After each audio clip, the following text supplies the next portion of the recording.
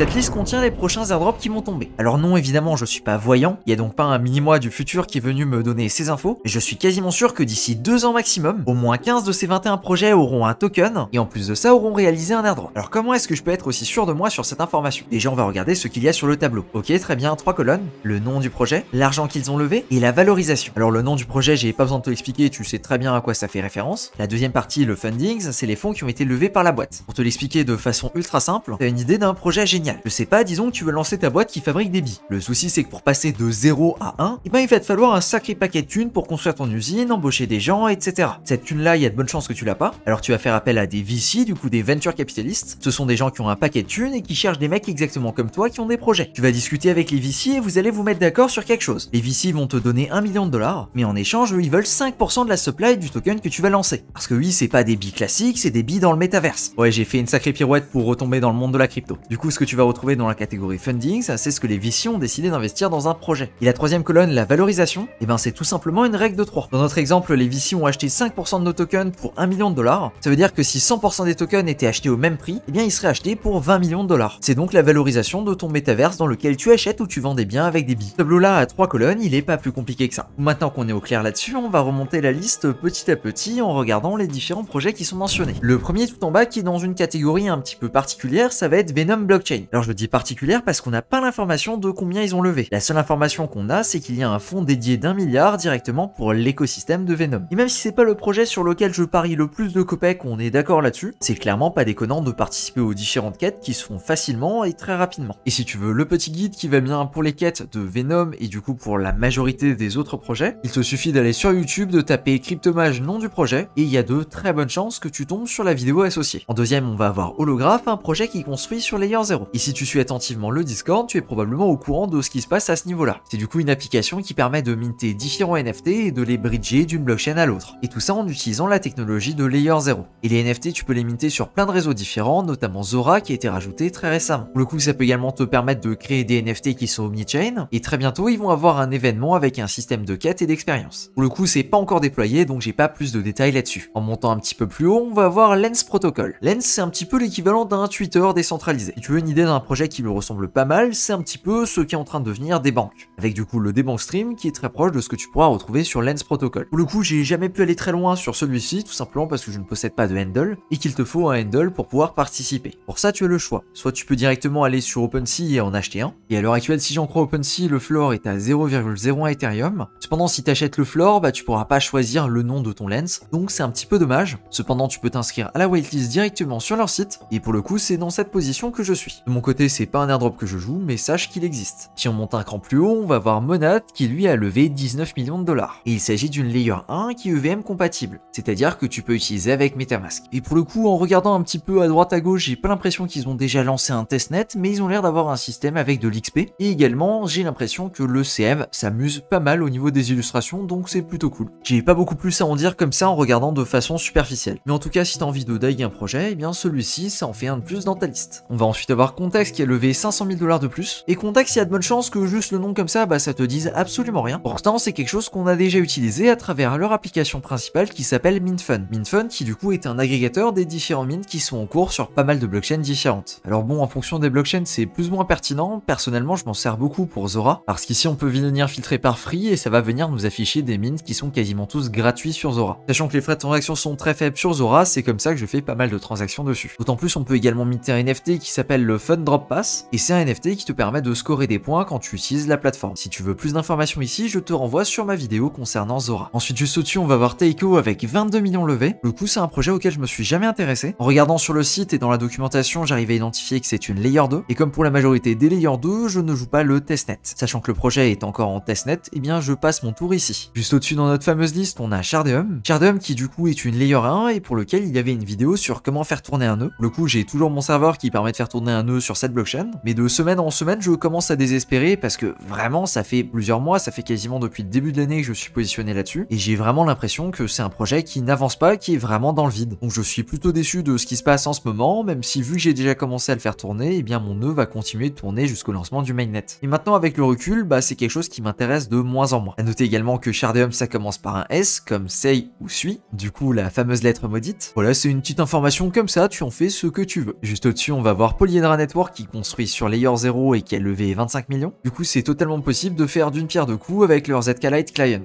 En ce moment, ils ont un système de loyalty avec une quête principale à réaliser, et cette quête-là, c'est les Pandras. Ce sont du coup ces NFT-là qui vont changer de forme en fonction de la blockchain sur laquelle ils sont bridgés. À la fin de l'événement, on pourra minter un NFT Pandra King, et sa rareté dépendra du nombre de Pandras différents qu'on a minté. On commence enfin à tomber dans des noms qu'on connaît tous avec des banques, qui se positionnent avec une levée de fonds à 25 millions et une valorisation à 200 millions. Pour toi qui peut-être regarde la vidéo et ne sait pas forcément à quoi ça correspond, voilà une petite idée de ce que c'est. Des banques, c'est tout simplement un site qui permet d'afficher ce qu'il y a sur un wallet. C'est donc très pratique pour avoir une petite idée des positions que peut avoir une personne et également suivre ses activités. Et en plus de ça, récemment, ils ont ajouté quelque chose qui s'appelle le Debank Stream et ça ressemble un petit peu plus à un Twitter. Ici, je vais pas trop m'étaler sur des banques, tu sais clairement ce que c'est, et si tu ne sais pas, je t'invite à regarder la vidéo dédiée à l'airdrop de Debank. À 27 millions levés, on va avoir Zeta Chain. Celui-ci aussi a une vidéo qui est dédiée sur la chaîne, mais celle-ci n'est plus d'actualité depuis quelques jours, tout simplement car à l'heure actuelle, il n'est plus possible de marquer des points sur l'application. Mais avant ça, c'est quoi Zeta Chain? C'est une Layer 1 qui a pour ambition de devenir une Layer 0. Sans trop rentrer dans les détails, c'est du coup une blockchain qui va avoir son propre token et qui va permettre de réaliser différentes interactions entre plusieurs blockchains, notamment au niveau des bridges ou des transferts de NFT par exemple. Et depuis le 13 septembre, du coup hier au moment là où je fais la vidéo, on a du coup l'information que ce n'est plus possible de gagner des points avec les swaps mais uniquement avec le referral, et également qu'il y a une sacrée paire d'applications qui ont déjà construit dessus et qui sont disponibles. Du coup j'ai pas encore eu l'occasion de tester, mais Rari du Discord a pu faire sa propre expérience et a priori ça ressemble un petit peu à ce qui s'est passé avec Linea, donc c'est pas mal buggé. Juste au-dessus on va voir Zerion qui a levé 33 millions, et Zerion c'est un des banques biz qui a son propre wallet. Pour le coup c'est pas forcément quelque chose que j'utilise et j'ai une petite préférence au niveau de des banques. Et avant de passer dans la cour des grands, on va vite fait parler de Sei. Sei qui du coup était dans cette liste et a réalisé un airdrop, mais malheureusement l'airdrop de Sei était plutôt décevant. Ce qui bon est quand même le cas d'une bonne partie des Layer 1 en testnet qui font des airdrops en ce moment. Je vais donc pas trop m'étaler là-dessus, il y a une vidéo dédiée sur le sujet directement sur la chaîne. Et d'un coup d'un seul, on double la somme levée à 60 millions avec Zora. Alors Zora c'est deux choses. Dans un premier temps, c'est une marketplace NFT qui est disponible sur pas mal de blockchains différentes, notamment Optimism, Base, etc.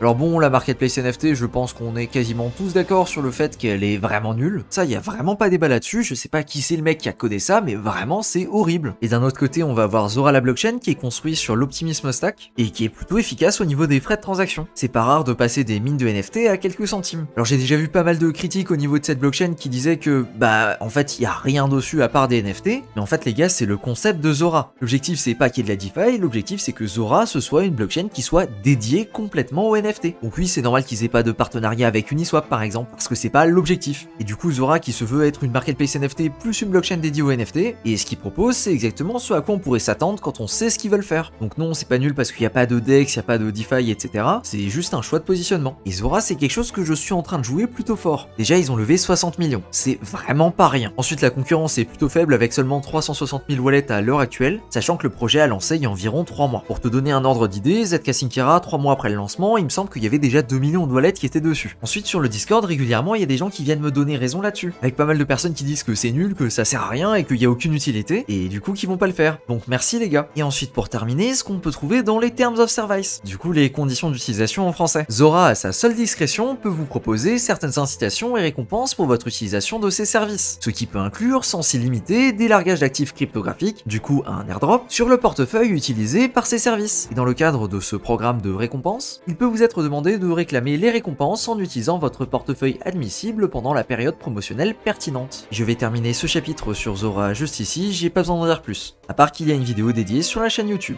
Eigenlayer qui a levé 64,4 millions. Sans rentrer dans des explications trop complexes que moi-même je ne maîtrise pas, Eigenlayer c'est un projet qui te permet de stacker à plusieurs reprises tes Ethereum. C'est-à-dire que tu vas par exemple déposer des ST Ethereum et que ces ST Ethereum vont générer la yield du ST Ethereum et en plus de ça par exemple la yield du R Ethereum. Le projet a lancé sur Ethereum avec différents vaults et ces vaults là sont ouverts pour le stacking que très rarement. Le coup on a eu une ouverture il y a environ un mois et j'en ai profité pour stacker dessus. Si celui-ci t'intéresse, il faut tout simplement suivre Eigenlayer sur Twitter et regarder s'il y a des dates de réouverture de prévues. Et juste au-dessus avec 82 millions levés, on va avoir Fuel Labs. Alors là maintenant sans tricher et sans regarder exactement ce que c'est, je crois que c'est une Layer 1 et en testnet, mais j'en suis pas trop sûr donc je vais vérifier ça tout de suite. Alors j'ai un petit peu la flemme d'installer le wallet dédié, j'en ai déjà je sais pas combien. Par contre juste ici, ce qui m'intrigue c'est que c'est affiché en Ethereum. Ici sur un autre screenshot avec même une petite vidéo qui va bien, et ben c'est aussi affiché en Ethereum. Alors ma petite question ici c'est est-ce que ce serait pas plutôt une Layer 2? Et écoute, comme pour beaucoup de choses dans la vie, il suffit de taper la question sur Google et ici j'ai ma réponse. A priori Fuel c'est une Layer 2. Du coup pour Ethereum, sachant qu'on a l'option d'info 7 cette sur la seule application qui visiblement est disponible.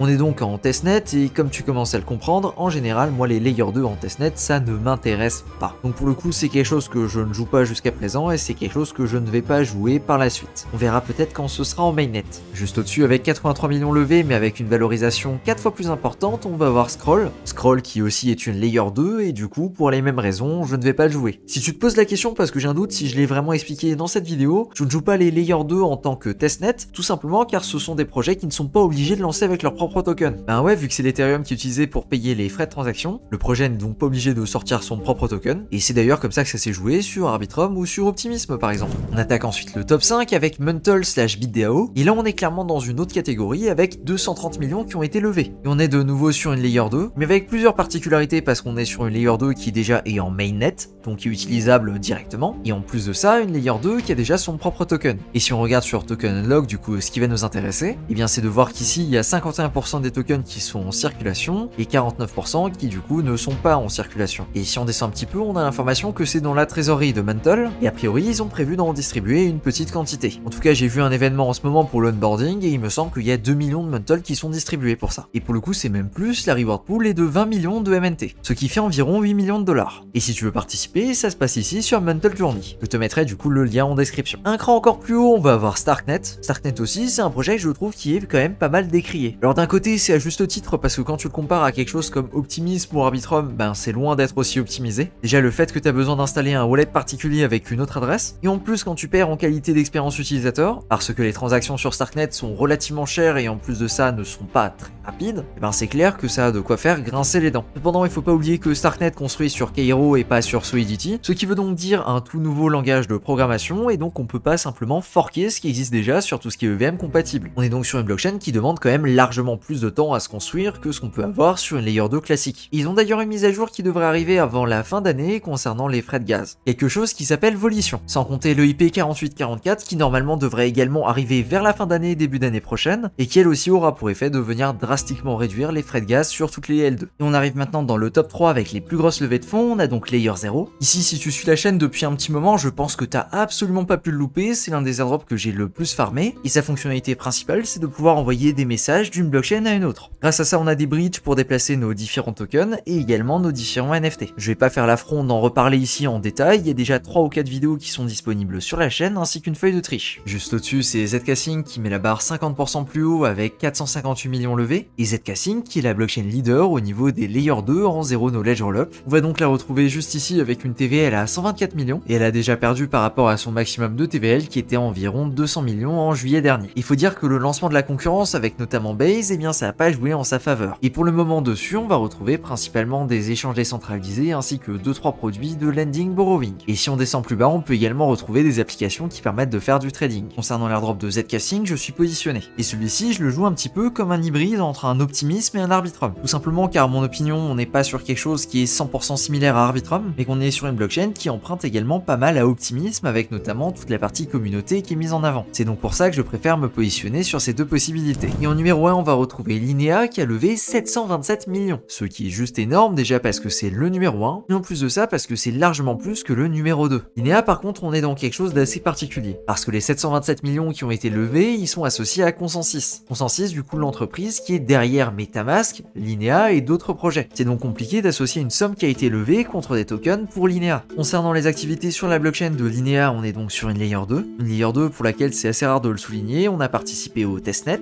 et on a du coup récupéré un NFT associé à notre participation. En l'état par contre, si on regarde juste la TVL et les applications qui sont disponibles sur Linea, c'est vraiment très compliqué de venir justifier sa position en tant que leader. Tout simplement parce qu'il n'y a même pas 20 millions de TVL sur la blockchain, ce qui est très peu pour tout ce qu'il y a derrière Consensus, et qu'en plus de ça, il n'y a quasiment aucun projet que je pourrais qualifier d'un minimum intéressant sur Linea. Le seul qu'on va retrouver dessus qui est un petit peu connu, ça peut être PancakeSwap, et après le reste, ce sont des projets qui pour la majorité sont déployés sur beaucoup de chaînes, ou alors qui à chaque fois sont déployés sur les toutes nouvelles blockchains bien hypées. Donc Linea a beau être premier sur cette liste, c'est pas ça qui en fera la meilleure des blockchains. Pour l'airdrop de Linea, c'est un petit peu plus compliqué que les précédents, parce qu'il n'y a vraiment pas beaucoup de choses à faire sur la blockchain. Cependant, j'y suis quand même actif assez régulièrement, et j'essaye de marquer le nombre maximum de mois possible. C'est-à-dire qu'à l'heure actuelle, même s'il n'y a pas beaucoup d'applications qui sont disponibles, je vais passer faire une transaction ou 2 transactions par mois. Et voilà pour cette vidéo. J'espère que j'ai pas été trop long, parce qu'en ressenti là à l'avoir enregistré, je pense qu'elle va être assez longue par rapport à d'habitude. d'habitude. En tout cas, merci de me suivre dans mes aventures, et sur ce, je te dis à plus pour une prochaine vidéo. Ciao!